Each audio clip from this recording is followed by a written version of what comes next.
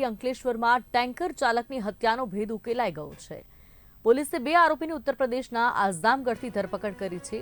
2 wanted આરોપીને પણ ઝડપી પાડવામાં આવ્યા છે। અંકલેશ્વર નજીક નેશનલ હાઈવે 48 પર યુપીએલ કંપની નજીક એક અઠવાડિયા પહેલા લૂંટના ઈરાદાથી ટેન્કર ચાલકને નિશાન બનાવવામાં આવ્યો હતો। ઝપાઝપી બાદ ખૂની ખેલ ખેલાયો હતો।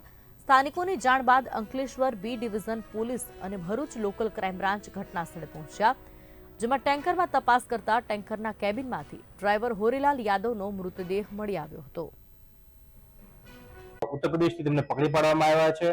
આ બંને પકડાયેલા આરોપીઓ જેનું નામ છે જમની ઉર્ફે સીનુ વેંકટેશ વણઝારા પારઘી, ઉંમર વર્ષ 21, કે જે વર્ધા મહારાષ્ટ્રના રહેવાસી છે, તથા બંગારુ સાંભા ભોંસલે, ઉંમર વર્ષ 19, કે જે પણ મહારાષ્ટ્ર પેઠ વડગાંવ કોલ્હાપુરના રહેવાસી છે, જેમણે આ હુમલો કરેલ, લૂંટના ઈરાદે પૈસા મેળવી અને ડ્રાઈવર છે જાગી જતા તેની ઉપર હુમલો કરીને તેને મરણ નિપજાવેલ હતી।